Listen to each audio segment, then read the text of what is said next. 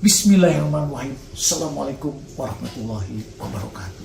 Selamat pagi, salam sejahtera bagi kita sekalian. Jumpa lagi dengan Aang Munawar yang selalu memberikan inspirasi tanpa konspirasi. Nah, hari ini saya ketemu anak muda yang hebat, ya, yang dia adalah mahasiswa ITB Fakultas Teknik. Nah, Fakultas Teknik semester 5 masuk ke 6. Nah, saya dengar, ini baru ketemu ini, ya. Saya dengar begitu masuk ke ITB nggak pernah pulang-pulang.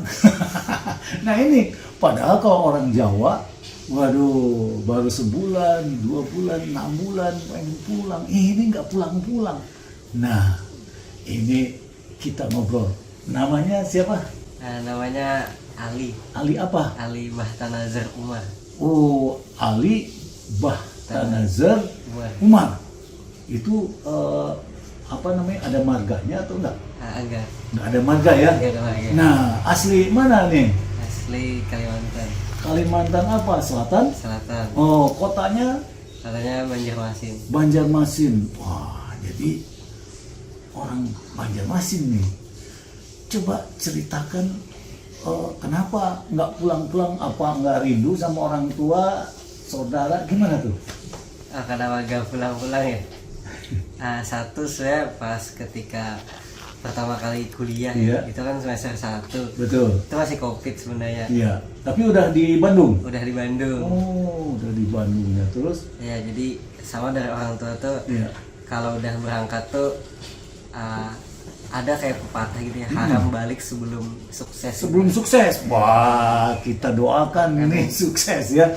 Nah, sebetulnya berangkat dari Banjarmasin ini memang dari dulu punya cita-cita di ITB. Oh iya, jadi dari dulu itu dari SD kelas 1 memang pengen ITB. Oh, jadi waktu kelas 1 SD, SD-nya di mana? SD-nya di Pulau Pinang ya, SD terpencil. Pulau Pinang itu di Banjarmasin juga itu? Bukan. Bukan, di mana tuh? Itu ada Kabupaten Rantau namanya. Rantau, wah, Pulau Pinang ya. Terus sampai kapan di Pulau Pinang tuh? Itu SD-nya 6 tahun. SD-nya 6 tahun di Pulau Pinang. Ya. Terus pindah? Akhirnya tuh karena kan itu di SD desa gitu dan merasa harus ke jenjang yang lebih baik gitu. Lebih jadi bagus, sekolah yang harus lebih bagus. Akhirnya dapatlah sekolah di kota. SMP paling bagus di kota. Paling bagus itu masuk SMP itu kan begitu banyak saingannya. Gimana tuh? Itu saya gak tahu, tapi awalnya tuh agak lucu. Jadi kan pengumumannya ditempel di papan tulis gitu ya. Saya tuh sebenarnya gak ngira jadi yang paling bagus gitu. Jadi ngecek tuh dari ranking 5, 6, 7 gitu. Sampai akhir ternyata kok gak lolos gitu. Oh, terus? Ternyata dia dicek lagi, ternyata namanya di nomor 1. Di nomor 1, hebat ya. Jadi luar biasa, artinya NEM-nya waktu itu paling tinggi. 29 gitu. Wah, 29 ini hampir 10 semua gitu ya. Nah, kemudian dari SMP itu SMP apa namanya? SMP 1 Rantau. Oh, SMP 1 Rantau. Ya, itu dari rumah tuh 20 kilo lebih. 20 kilo. Terus naik apa tuh dari rumah ke kadang sekolah? Ikut kakak, kadang ini naik taksi. Banyak duitnya dong naik taksi. Taksi 5.000. Oh, 5.000 ya? Iya. Naik taksi tiap hari bolak-balik ya, 20 kilo. Terus setelah dari SMP ke SMA? Itu tuh akhir SMP tuh sebenarnya tuh pengen ke Manice Serpong. Oh, ke sekolah apa tuh? Itu madrasah Alawiyah tapi milik negeri dan boarding gitu. Oh, di Tangerang. Tangerang. Terus? Jadi gak lolos. Gak lolos. Iya. Terus? Akhirnya tuh ya masuk pesantren biasa aja. Oh, masuk pesantren. SMA-nya di sana. Di mana? Kita di Barito Kuala. Oh, di Barito Kuala. Berapa kilo tuh dari rumah? 150 kayaknya. 150. Saya kan pesantren nginap di sana. Asrama. Itu selama sekolah itu beasiswa semua. Yang di pesantrennya beasiswa alhamdulillah. Iya iya. Jadi artinya memang selalu ranking terus ya. Alhamdulillah dibantu Allah. Ya. Nah itu dibantu sama Allah ya. Dan juga doa dari orang tua Iya, ya. betul. Kekuatan doa dari orang tua. Apalagi ibu gitu. Wah, jadi sebetulnya orang tuanya itu kerja di mana? Orang tua kalau ayah tuh pedagang biasa. Oh, luar Dagang biasa ya. Dagang apa? kain. Dagang kain. Oh, luar biasa itu ya. Jadi memang Allah itu membukakan keberkahan itu melalui usaha perdagangan. Wah, itu berkah itu ya. Nah, itu. Ali sendiri anak keberapa? Anak kedua Anak kedua dari berapa saudara? dari bertiga. Dari bertiga. Jadi di antara bertiga ini hanya Ali yang bisa mampu ke ITB. Iya, alhamdulillah. Oh, jadi gimana bisa masuk ke ITB itu? Sebenarnya kan karena pesantren kan Iya.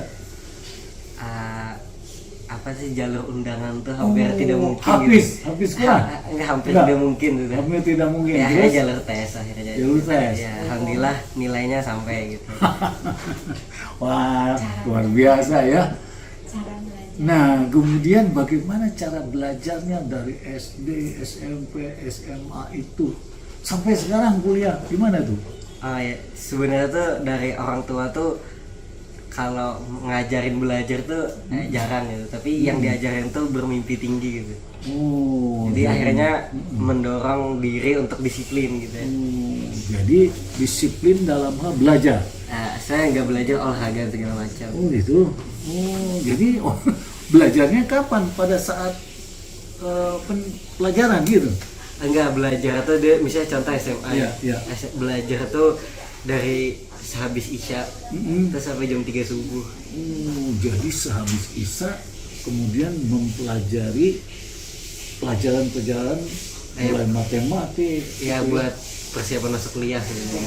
Buat persiapan masuk kuliah. Wah, luar biasa ya. Kemudian waktu kuliah gimana tuh cara belajarnya? Saya kalau kuliah tuh ternyata culture shocknya tinggi gitu.